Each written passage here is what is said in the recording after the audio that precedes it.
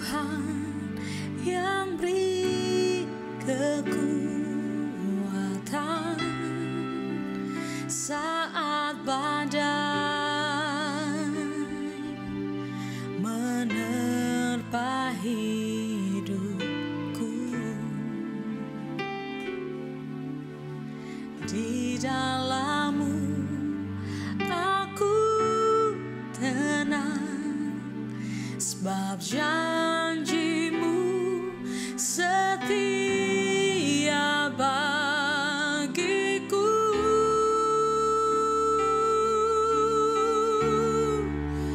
Ku tetap percaya walau ku tak melihat jalan di depanku.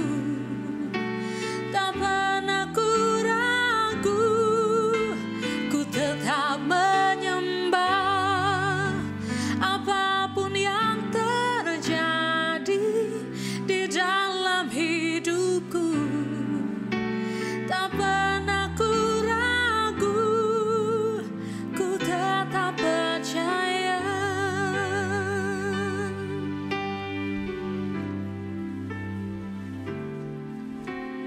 Engkau Tuhan yang beri kekuatan saat badai menerpa hidupku. Di dalam-Mu aku tenang, sebab janji-Mu setia bagiku.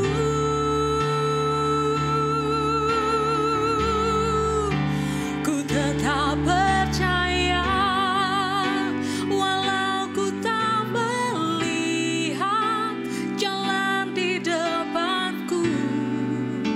Tak pernah ku ragu, ku tetap menyembah apapun yang terjadi di dalam hidupku. Tak pernah ku ragu, ku tetap percaya.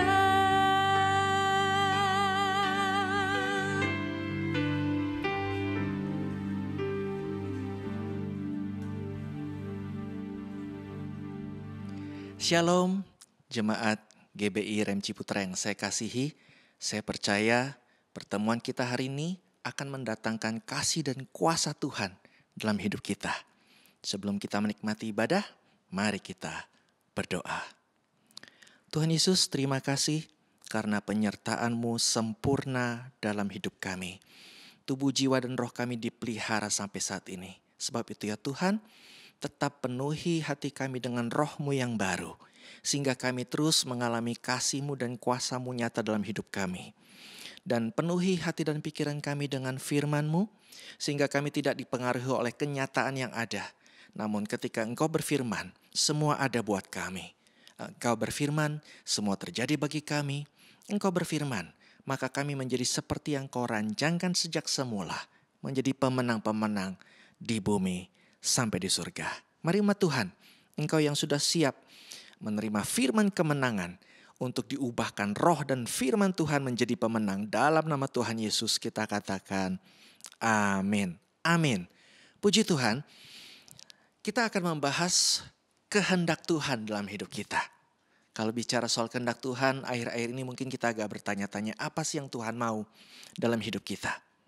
Nah, kalau kita bicara soal kehendak Tuhan, kita juga sering berdoa, doa Bapa kami, ya kan? Jadilah kehendak-Mu di bumi seperti di sorga. Tetapi jika kita ingin mengetahui kehendak Tuhan, kita harus tahu dulu konteksnya. Karena kehendak Tuhan di sini bukan seperti kehendak katakanlah bos terhadap anak buahnya. Tetapi konteksnya adalah ada terletak di awal doa Bapa kami. Bapa kami yang di sorga. Artinya konteksnya adalah kehendak Bapa kepada anak-anaknya. Kalau kita sudah mengerti hal itu, maka banyak hal kita tidak lagi salah paham terhadap Tuhan. Seringkali bahkan kepada anak-anaknya seorang bapak itu memiliki keinginan yang baik tetapi ditangkap salah oleh anak-anaknya. Misalnya seorang bapak selalu nyuruh anaknya belajar ya. Tidak boleh main, belajar terus. Nah, anaknya selalu menangkap bahwa bapaknya selalu mensuruh dia belajar terus. Walau sudah capek juga terus belajar. Akhirnya apa yang timbul? Kesalahpahaman. Anaknya akan melihat bapaknya seperti mengekang dia, ya tidak boleh bermain, tidak boleh senang-senang, harus belajar. Padahal saya percaya keinginan bapaknya terhadap anaknya itu bukan belajar. Apa saudara? Yaitu supaya pintar. Betul? Seorang bapak menyuruh anaknya belajar karena dia ingin anaknya pintar. Jika kita sebagai orang tua, kita tahu komunikasi yang baik, kita berkata, "Nak, papa ingin kamu pintar, caranya adalah belajar." Maka kita bisa menangkap kehendak Tuhan pada kita itu sebetulnya bukan untuk kepentingan Tuhan. Sebab kalau kita pintar, yang untung adalah kita anak-anaknya, bukan bapak kita. Kalau kita dapat beasiswa, kita dapat pekerjaan dengan gaji yang baik, pendidikan yang tinggi, ya, dan kita terpandang dan terkenal karena ilmu kita, maka yang terkenal adalah kita, bukan bapak kita. Demikian juga sekarang kita ngerti, kalau Tuhan mempunyai kehendak atas kita, itu bukan untuk bapak kita, tapi untuk kita. Bukan untuk Tuhan, tapi untuk kita. Nah, sekarang pertanyaannya, apa kehendak Tuhan atas hidup kita?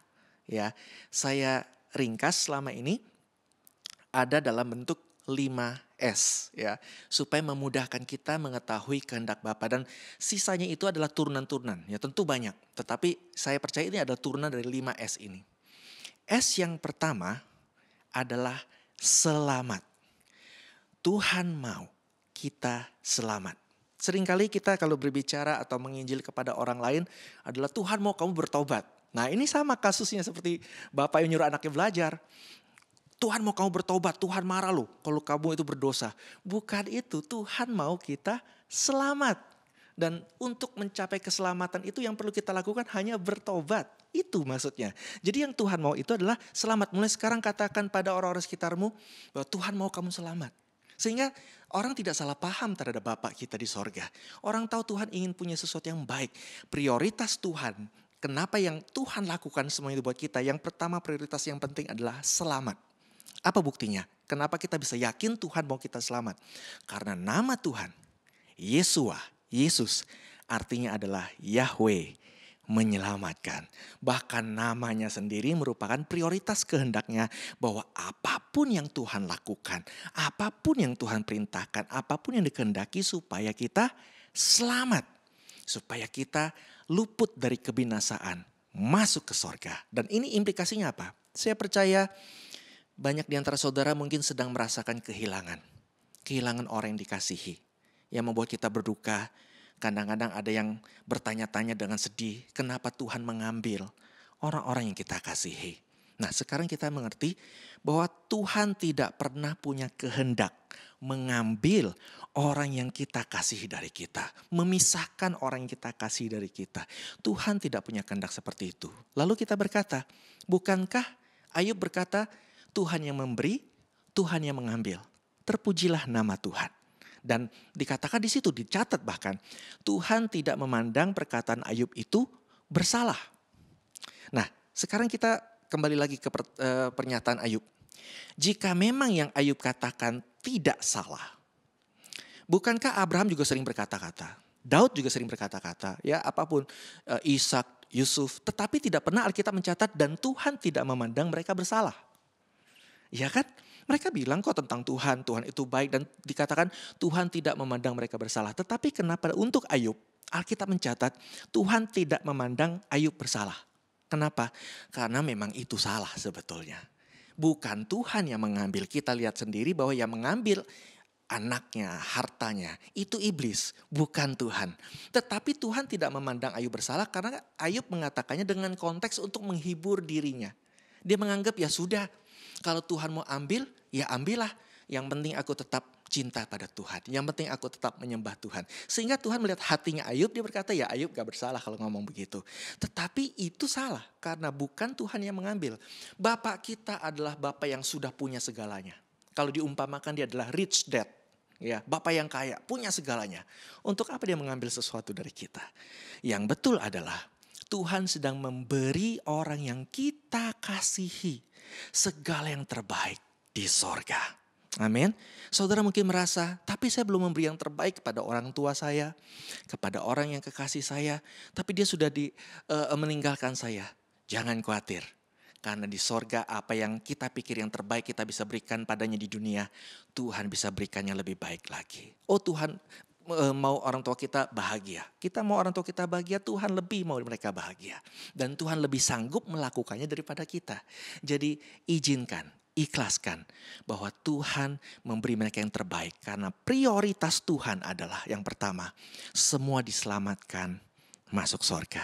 Amin. Sehingga kita sekarang bisa yakin bahwa orang-orang yang sudah meninggalkan kita, mungkin ada rasa kehilangan, betul. Karena itu artinya kita punya ikatan batin dengan dia. Kita mengasihi dia. Kalau ada orang yang meninggal kita tidak sedih, artinya apa? Kita tidak punya ikatan batin dengan dia. Tapi kalau orang itu kita sayangi, pasti ada rasa kehilangan. Tapi ingatlah, itu hanya sebentar. Pada waktunya nanti Tuhan mengumpulkan semuanya selamat di sorga sampai selama-lamanya. Amin. Sebab itu pada saat ini ingat bahwa Tuhan adalah keselamatan kita. Jangan tinggalkan Tuhan hanya karena kita merasa Tuhan mengambil sesuatu dari kita. Prioritas yang pertama, Tuhan mau kita selamat. Nah, tetapi keselamatan itu bukan cuma soal dari neraka Tuhan pindahkan ke sorga. Mari kita buka firman Tuhan. Mazmur 68. Mazmur 68, kalau di digitalnya ayat 19. Daud berkata, terpujilah Tuhan. Hari demi hari ia menanggung bagi kita. Allah adalah keselamatan kita. Ya, jadi keselamatan itu bukan cuma peristiwa sekali. Ketika seseorang dipindahkan dari mestinya dia ke neraka ke surga lalu selesai semua. No, keselamatan adalah peristiwa berkali-kali. Setiap hari Tuhan nyatakan keselamatan dalam hidup kita. Bahkan perkataan keselamatan itu pertama kali ditemukan ketika bangsa Israel Musa itu diselamatkan dari Firaun, kejaran Firaun. Ketika laut terbelah dan mereka menyeberang dan kemudian Firaun menyeberang lalu kemudian laut menutup lagi dan akhirnya mereka pun terluput dari kebinasaan dari musuh-musuhnya. Amin. Dan kemudian disitulah mereka menyanyikan tentang keselamatan. Ya, bahwa Tuhan adalah keselamatan mereka. Jadi keselamatan itu juga berarti Tuhan itu melindungi kita setiap hari. Dari segala ancaman musuh kita hari demi hari. Dia menanggung beban yang membahayakan kita. Menanggung beban yang hendak membinasakan kita, mengancam kita. Jadi saudara terus bersyukur, terus percaya bahwa kita hidup dalam keselamatan yang Tuhan berikan kepada kita. Kita percaya kita bisa selamat, kenapa? Karena Tuhan mau saya selamat. Amin. Jadi kalau kita melihat dari sisi kita akan ragu. Apa iya? Perbuatan saya seperti ini, banyak kekurangan, ya iblis banyak mendakwa kita. Apa iya saya pantas masuk surga? Tidak ada yang pantas masuk surga. Keselamatan itu adalah kehendak Tuhan, bukan kita. Itu kenapa di Mazmur 23 di perjanjian lama, Daud bisa dengan yakin berkata bahwa untuk selamanya dia akan berdiam dalam rumah Tuhan. Ya, jadi Daud yakin bahwa dalam ujung hidupnya walaupun ada lembah kekelaman, ujungnya adalah diam dalam rumah Tuhan. Ini di zaman perjanjian lama, saudara. Dan kalau kita melihat Daud, kita bisa berkata, Daud kamu yakin amat, kelakuan kamu juga nggak seperti Musa gitu, jauh saudara. Kelakuan dia juga seperti kita, banyak jatuh bangun. Tapi Daud bisa dengan yakin berkata, aku akan diam dalam rumah Tuhan sepanjang masa. Kenapa? Karena Daud kenal siapa Tuhan itu. Dia tahu keselamatan itu bukan karya dia, tapi karya Tuhan. Bagian dia terus bertobat dalam hidup setiap hari. Dia terus menyerahkan hidupnya kepada Tuhan. Tuh, Roh Kudus ingatkan dia agar selalu tinggal dalam keselamatan yang Tuhan berikan buat dia. Ini bagian kita. Amin. Jadi kita bisa percaya bahwa Tuhan mau kita selamat. S yang pertama. S yang kedua adalah Tuhan mau kita sehat. Mari kita buka firman Tuhan dulu kali ini supaya saudara yakin. Karena kenapa Tuhan mau kita sehat? Ya, kita lihat saja Tuhan Yesus. Mujizatnya yang terbanyak yang dilakukan di bumi bukan mujizat terhadap katakan barang-barang mati. Ya, bukan, tapi banyak adalah terhadap orang-orang yang hidup. Ya. Memang Tuhan Yesus meredakan badai. Memang dia juga melipat gandakan makanan, tetapi yang terbanyak yang Tuhan Yesus lakukan dalam mujizatnya di bumi adalah menyembuhkan. Karena dia mau kita sehat. Mari kita buka firman Tuhan dulu yuk. Haleluya. Mazmur 103, memang saya sengaja mengambil Mazmur karena kalau di Perjanjian Baru kita sudah tahu. Tapi saudara akan kaget ternyata di Perjanjian Lama pun Daud sudah mengenal kehendak Tuhan. Jadi jangan mau kalah dengan Daud saudara. Kita harus kenal kehendak Tuhan atas hidup kita. Mazmur 103 ayat 2 dikatakan, pujilah Tuhan hai jiwaku. Jangan lupakan segala kebaikannya. Nah, kebaikannya apa? Kita lihat yang ketiga. Dia yang mengampuni segala kesalahanmu, ya. Berarti Tuhan mau kita selamat. Tetapi berikutnya apa? Yang menyembuhkan segala penyakitmu. Jadi Daud itu mengeratkan antara hubungan antara menyelamatkan, mengampuni dosa dan menyembuhkan. Dan lanjut lagi, kemudian dikatakan dia yang menebus hidupmu dari lubang kubur. Ya, itu artinya kebinasaan, keselamatan lagi. Yang memahkotai engkau dengan kasih setia dan rahmat. Jadi ada hubungan yang erat antara dipulihkan, disembuhkan dengan diselamatkan. Jadi saya percaya prioritas kedua Tuhan adalah menyehatkan kita. Sehat, Tuhan mau kita sehat. Apa artinya? Saudara yang sedang merasa sakit saat ini, percayalah saudara dapat yakin berkata, Tuhan mau saya sehat. Jadi saudara dapat yakin saudara sehat kembali, karena itu bukan keinginan saudara. Itu adalah keinginan Tuhan atas hidupmu. Amin. Lah kalau seandainya ya, kita bilang tanda kutip, seandainya saya tidak sehat-sehat dan saya meninggal, ya kembali ke prioritas pertama. Tuhan mau kita selamat. Amin. Jadi prioritas pertama selalu di atas segalanya. Namun yang kedua adalah Tuhan mau kita sehat. Makanya di kayu salibnya, saudara, Tuhan Yesus sebetulnya tidak perlu dicambuk seperti domba di Perjanjian Lama, kan nggak dicambuk. Di domba di Perjanjian Lama ketika dipersembahkan itu tidak boleh bercacat celah, saudara. Nggak boleh. Harus kudus, harus sehat ya dalam baik-baik langsung menjadi korban. Ya, tidak boleh disiksa sama sekali. Cacat tidak boleh, disiksa sama sekali tidak boleh. Tapi Tuhan Yesus lain. Domba Perjanjian Baru ini agak berbeda. Dia bersedia dicambuk, ya, mengeluarkan darah, ya, bilur-bilur. Kenapa? Karena dia mau menebus segala penyakit kita. Dia mau kita sehat dan menunjukkan tekadnya supaya kita sehat. Sehingga saudara kita bisa yakin apapun penyakit kita saat ini, ya kita bisa yakin kita sembuh. Karena Tuhan yang mau kita sembuh. Tapi seringkali karena salah pengenalan akan Bapa kita. Ada yang berkata begini, tapi kan sakitmu itu Tuhan yang mau. Hah? Ya, saya sering mendengar hal itu juga. Oh, saya sakit nih karena Tuhan yang mau saya sakit. Supaya nanti dia menyembuhkan saya. Saudara, lucu sekali kalau kita kemudian berpikir ya. Ada yang misal kita nggak bisa berenang gitu di tepi kolam renang, kita lagi nonton orang berenang, atau ada yang dorong kita. Kita nyemplung dan tuh kita teriak-teriak dong, SOS tolong. Lalu orang yang dorong kita masuk nyemplung, lalu angkat kita, lalu dia bilang, saya pahlawan loh, saya nyelamatin kamu. Lucu gak saudara? Jadi tanpa sadar orang yang bilang bahwa Tuhan itu mau saya sakit, lalu Tuhan nyembuhkan saya, sama aja seperti itu. Ya, Tuhan tidak mau kita sakit. Di zaman Taman Eden, itu kenapa kita perlu kalau baca Alkitab selalu diawali dengan akar. Orang suka bilang akarnya bahasa Ibrani, saya suka bilang ini akarnya Taman Eden. Kalau saudara mau tahu membaca Alkitab dengan tepat, tidak keluar dari sasaran Tuhan, harus dimulai dari Taman Eden. Nah, di Taman Eden Tuhan menciptakan manusia dalam keadaan sehat. Tidak ada rencana Tuhan kasih sakit penyakit. Kenapa kita sakit? Karena kita hidup dalam dunia yang sudah jatuh dalam dosa. Sakit adalah kenyataan dalam dunia, dalam dosa itu. Itu kenapa Tuhan ciptakan langit baru, bumi baru. Karena Tuhan mau kita sehat pada akhirnya. Itu kenapa Tuhan mau ada pohon kehidupan yang buahnya menyembuhkan. Karena Tuhan mau kita sehat pada akhirnya. Jadi jangan tertipu lagi oleh ajaran yang menghibur diri mungkin maksudnya ya. Masa saya bilang saya diganggu oleh setan sih, ya udahlah Tuhan aja yang mau saya sakit. No, sekarang kita bisa yakin siapapun yang bikin kita sakit, bakteri, kuman, orang menulari kita, apapun itu. Kita bisa yakin bahwa Tuhan mau saya sehat. Amin. Dia yang menyembuhkan kita. Dia yang menebus kita di lubang kubur. Dia yang menyelamatkan kita. Amin. Saya percaya ketika kita baru mendengar dua kehendak Tuhan ini aja.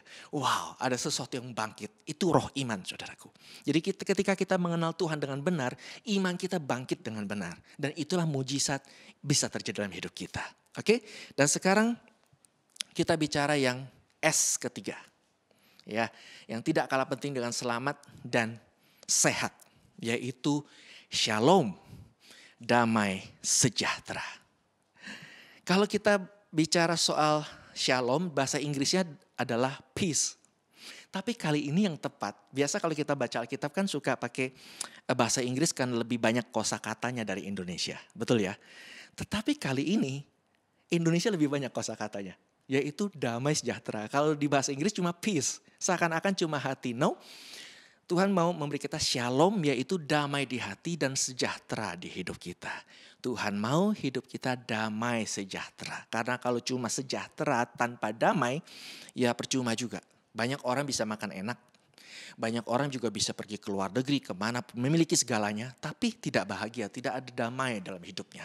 Selalu tegang, selalu ketakutan, anxiety, kecemasan, terganggu. Tapi kita bisa percaya bahwa Tuhan selalu mau kita mengalami damai sejahtera. Kita buka firman Tuhannya dulu. Dan firman Tuhan yang akan saya buka ini, mungkin saudara akan Indonesia di sini agak kurang. Nah, nanti saya terjelaskan lagi ya. Yang terkenal dulu.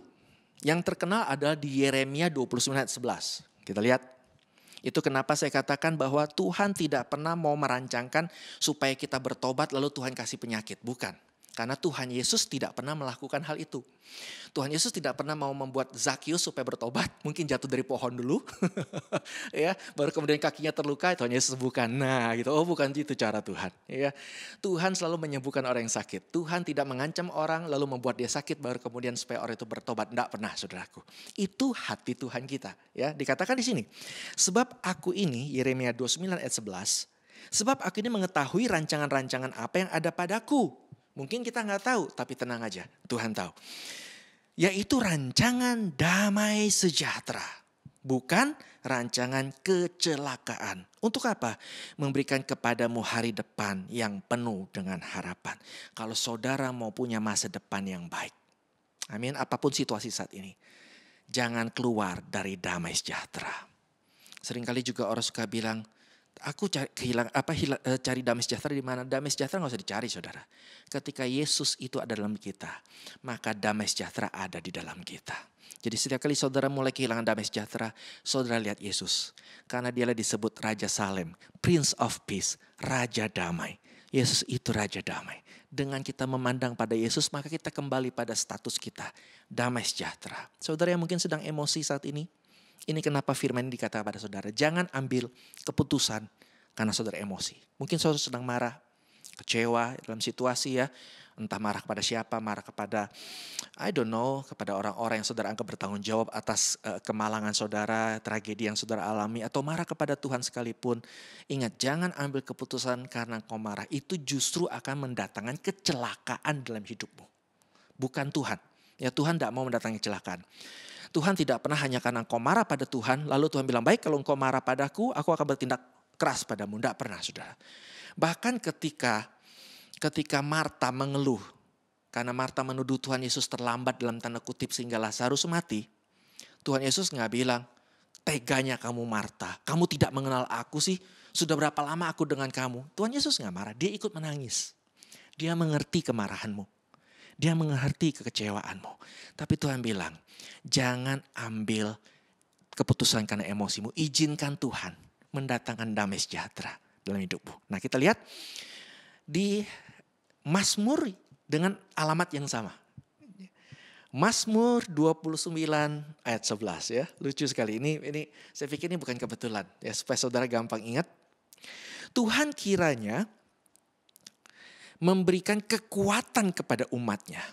Tuhan kiranya memberkati umatnya dengan sejahtera. Nah, ini agak kurang, mestinya damai sejahtera. Bahasa aslinya adalah shalom. Tuhan kiranya memberikan shalom.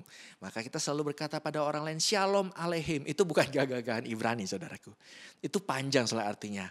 Kiranya damai sejahtera menyertai engkau ya. Kalau kita bilang shalom aleihim, beshem Yesua Hamasiah. Bukan gagah-gagahan, saudara. Itu doa. Ya. Damai sejahtera menyertai kamu di dalam nama Tuhan Yesus ya. Yang penting kita tahu artinya ya, bukan soal Ibrani atau enggaknya ya. Cuma karena memang tepat sekali dalam bahasa Ibrani shalom itu adalah suatu doa. Kita berkata pada orang shalom. Itu bukan kita sok rohani, saudara. Tetapi kita sedang mendoakan supaya damai sejahtera. Jadi kalau saudara sudah mengerti itu, tidak mungkin kita akan shalom lalu kita berselisih dengan orang itu. Karena itu nggak mungkin, karena kita bicara soal shalom, kita mendoakan supaya hubungan kita baik-baik saja. Amin, saudaraku. Saya berdoa Kiranya shalom Tuhan turun atas saudara saat ini. Sebagai bagian dari berkat Tuhan. Damai itu berkat dari Tuhan. Amin. Dan itu yang ketiga. Ya. Setelah kita mengalami selamat, saya berdoa terus supaya setiap kali saya berbicara firman ini dalam waktu yang singkat ini saudara tetap mengalami terus firman Tuhan. Karena firman Tuhan untuk kita alami. Ya, Tuhan Yesus mengumpamakan dirinya sebagai roti. Artinya apa? Roti untuk apa? Dinikmati. Amin. Jadi saya berdoa supaya saudara menikmati firman Tuhan ini nyata dalam hidupmu. Lalu setelah selamat, sembuh, ya sehat, shalom, Tuhan mau kita bersukacita. Saudara, saya pernah baca suatu idiom, ya kata pepatah yang bagus sih. Dan saya percaya itu banyak diamini oleh orang lain. Yaitu kata jangan khawatir di Alkitab ada 365. Saudara pernah baca itu? Ya, jadi artinya apa? Setiap hari jangan khawatir. Saudara, saya pernah iseng dan bersama teman-teman teologi kami mengecek. Enggak ada sih 365. Enggak ada, saudara. Dihitung-hitung sebisanya kami, semampu kami. Ya, itu 100-an lebih, saudaraku. Ya mungkin orang itu punya turunan dari jangan khawatir kali ya. Saya enggak tahu. Tetapi kalau bersukacita, saudara boleh cek. Sukacita, sukaria itu lebih dari 365. Artinya Tuhan betul-betul mau kita bersukacita. Amin. Sukacita adalah kehendak Tuhan. Kalau kita bersukacita banyak hal yang bisa kita lakukan. Mari kita lihat firman Tuhannya, sukacita.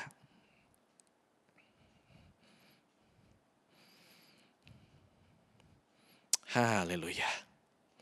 Ada 2 ayat karena ini sangat penting dan sangat banyak. Saya sampai bingung mau pilih yang mana, saudara. Tetapi Roh Kudus menunjukkan ini yang kita penting. Tetapi ya Mazmur 5 ayat 11. Mazmur 5 ayat 11. Tetapi semua orang yang berlindung padamu akan bersukacita. Mereka akan bersorak-sorai selama-lamanya karena engkau menaungi mereka.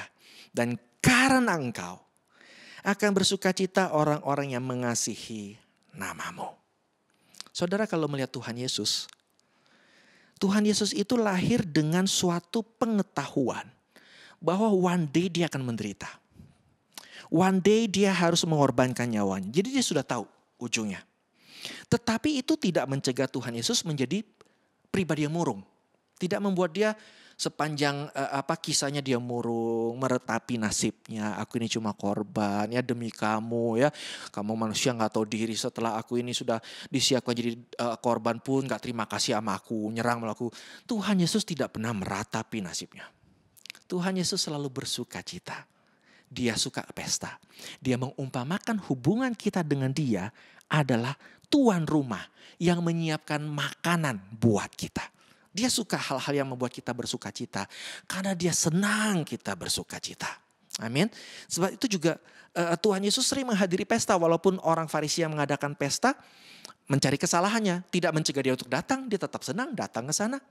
Kemudian ketika orang Farisi bertanya kenapa Tuhan Yesus tidak berpuasa. Dia menunjukkan kesedihan. Berkabungan puasa itu.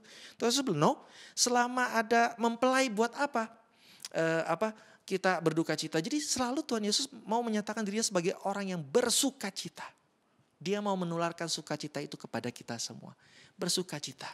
Amin.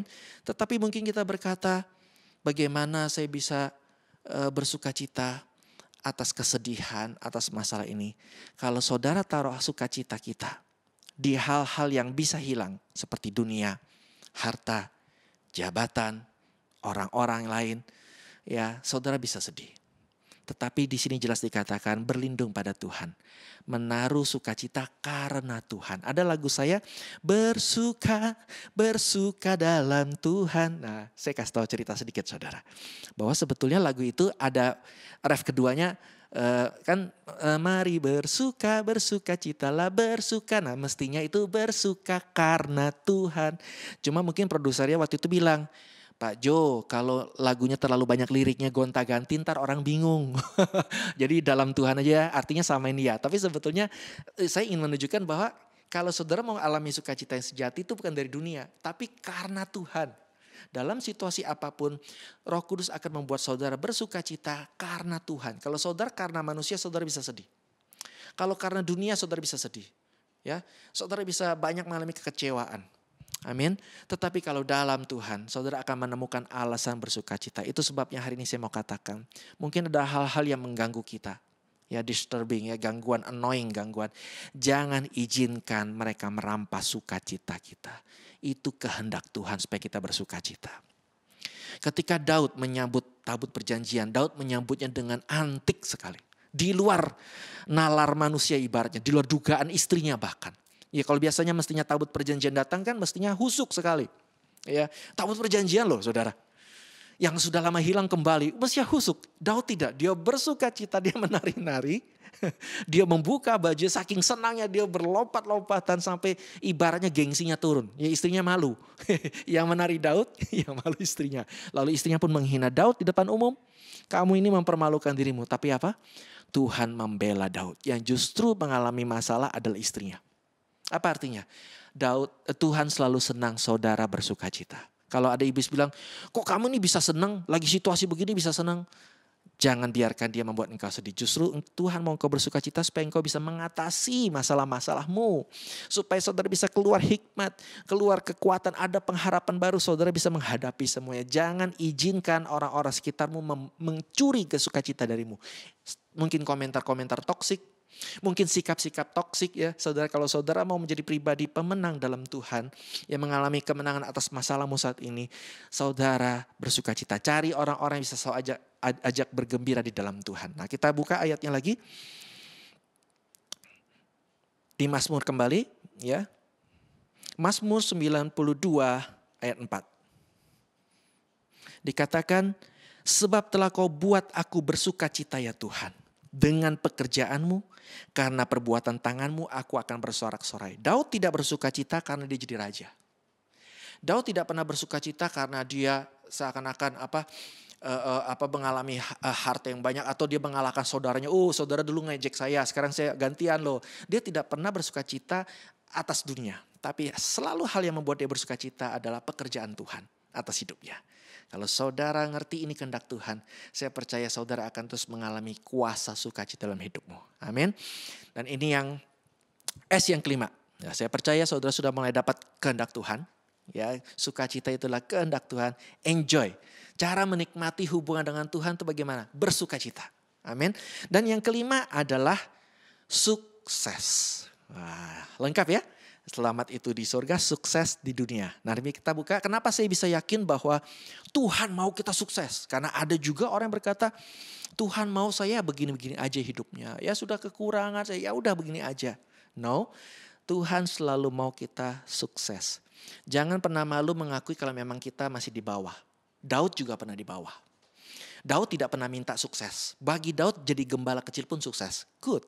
Ya bersyukur. Tetapi Tuhan yang mau Daud sukses. Tuhan bisa gak pakai Daud sebagai gembala? Bisa. Tapi kenapa Tuhan mau angkat Daud sebagai raja kalau begitu? Karena untuk memperluas kerajaan Allah. Untuk digunakan memakai perkara yang lebih besar lagi. Tuhan selalu mau kita sukses. Jangan izinkan dunia, jangan izinkan iblis atau kata-kata toksik berkata yang sebaliknya. Saudara diciptakan bukan untuk gagal. Karena Tuhan kita adalah Tuhan yang sukses. Mungkin saudara bilang, kok iya Tuhan yang sukses? Loh kan ada lagunya. Dia tak pernah gagal. Kalau gak pernah gagal artinya apa? Kan selalu sukses saudara. Ya, saudara, apa yang Tuhan Yesus lakukan dalam hidupnya sukses. Dalam panggilannya. Dia menyelesaikan tugasnya. Selesai, it's finished, sukses. Saudara. Nah, mari kita lihat Mazmur kesuksesan. Saudara ternyata bisa kaget loh. Di Mazmur yang urusannya memuji Tuhan ada sukses. Ada. Di Mazmur 1 saudara. Awal Mazmur. Ya, di ayat 3, Tuhan itu membuat kita seperti pohon yang ditanam di tepi aliran air, yang menghasilkan buahnya pada musimnya, dan yang tidak layu daunnya, apa saja yang diperbuatnya berhasil. Tuhan mau saudara sukses. Jadi ketika saudara dalam kegagalan pun saat ini, jangan mau percaya bahwa saudara akan terus-terusan gagal. Hanya karena saudara gagal saat ini, bukan berarti saudara tidak bisa sukses berikutnya. Karena itu bukan kehendak saudara, itu kehendak Tuhan. Mungkin orang bilang, tapi kan sukses bisa bikin kita sombong. Gak usah tunggu sukses dulu baru sombong, saudara. Orang miskin, orang gagal juga banyak yang sombong, saudara. Ya kan? Sombong itu soal hati. Serakah itu soal hati. Tapi Tuhan mau kita sukses supaya kita bisa melakukan pekerjaan yang besar di hadapan Tuhan. Amin. Nah, Kenapa saya yakin Tuhan mau kita sukses? Karena Mazmur yang mestinya merupakan kitab pujian. Saudara tahu nggak? Kata pujilah Tuhan, terpujilah Tuhan itu adanya di Mazmur sekitar Mazmur 18 dan sebagainya. Tetapi di Mazmur 1 yang Tuhan katakan bukan Tuhan. Tapi kita, Tuhan mau jadikan kita pohon di tepi air yang bertanam. Artinya ditanam apa? Bukan tiba-tiba tertanam, enggak. Tuhan yang tanam, ditanam, Tuhan yang taruh. Supaya kenapa? Berbuah dan apa yang dilakukannya berhasil. Tuhan selalu mau kita berhasil. Itu kenapa saudara dibentuk. Itu kenapa saudara mengalami banyak tantangan, masalah, persoalan. Ketika Daud menjadi gembala, kelihatannya nggak ada story cerita yang seru, nggak ada yang horor juga buat dia. Happy aja lah, ya kan? Ya, rutin menggembalakan selesai. Tapi ketika Tuhan menjanjikannya raja, berarti Tuhan yang mau dia sukses. Ternyata Daud banyak mengalami masalah. Dikejar-kejar Saul, banyak tantangan, harus hadapi Goliat, harus berperang berkali-kali, kalah menang terjadi berkali-kali, dikejar. Kenapa dia mengalami masalah? Ternyata itu untuk membentuknya menjadi pribadi yang siap menghandle sukses. Sampai akhir hayatnya. Daud bisa banyak melakukan kesalahan. Tetapi dia tetap sukses sebagai raja. Karena dia tahu cara menghandle kegagalan. Ketika dia gagal dengan Tuhan, dia bertobat. Ketika dia gagal dengan manusia, dia memperbaiki semuanya. Saya ingat juga ada kisah Daud ketika dia pernah melakukan kesalahan, dia beli tanah itu. Karena dia menebus kesalahan. Jadi Daud bisa menghandle kegagalan yang baik. Kenapa? Karena dilatih untuk gagal. Tapi bukan supaya dia gagal. Tapi supaya dia bisa menghandle kegagalan dan sukses sampai akhirnya. Saudara sedang dilatih. Menghandle kegagalan saat ini yang bukan karena salah saudara juga. Mungkin banyak terjadi di luar perhitungan saudara. Saudara sudah melakukan dengan baik tetapi banyak terjadi kejatuhan, terjadi masalah. Ketika Tuhan mengizinkan itu dalam hidupmu, dia bukan mau saudara gagal. Dia mau saudara untuk punya mental yang siap menghandle sukses sampai akhirnya. Sebab itu saudara percaya bahwa 5S ini, kalau saudara percaya saya doakan, kita alami. Mari kita berdoa bersama-sama. Tuhan, hamba-Mu berdoa bagi umat-Mu yang menikmati firman-Mu Tuhan, seperti menyambut Yesus sendiri Tuhan, akan mengalami kehendak Bapa dalam hidup mereka. 5S ini Tuhan. Mereka mengalami selamat. Mereka mengalami sehat. Mereka mengalami shalom, damai sejahtera. Mereka mengalami sukacita dalam hidupnya. Dan mereka mengalami sukses dalam panggilan yang Tuhan berikan kepada mereka. Entah mereka adalah ibu rumah tangga, mereka anak-anak muda, mereka pekerja karyawan, mereka pedagang, pengusaha, ataupun pelayan-pelayan Tuhan. Mereka semua sukses, atlet-atlet, maupun mereka profesi mereka apapun Tuhan. Mereka akan dibuat sukses dalam bidang mereka Tuhan. Karena mereka tahu itu bukan kehendak mereka. 5S ini adalah kehendak Tuhan. Mari saudara yang diberkati firman Tuhan hari ini, kita meteraikan dengan Roh Kudus. Iblis tidak bisa mencurinya, dunia tidak bisa merusaknya, akan menjadi pohon di tepi air yang selalu bertumbuh, berbuah pada musimnya, tidak pernah layu, berbuah 30, 60, 100 kali ganda. Sehingga itu menjadi berkat bukan hanya bagi kita, tetapi bagi orang-orang di sekitar kita. Di dalam nama Tuhan Yesus yang diberkati katakan amin. Amin. Tuhan Yesus memberkati. Sampai ketemu lagi dan kita akan membahas kasih dan kuasa Tuhan berikutnya yang menjadikan kita pemenang. Tuhan Yesus memberkati.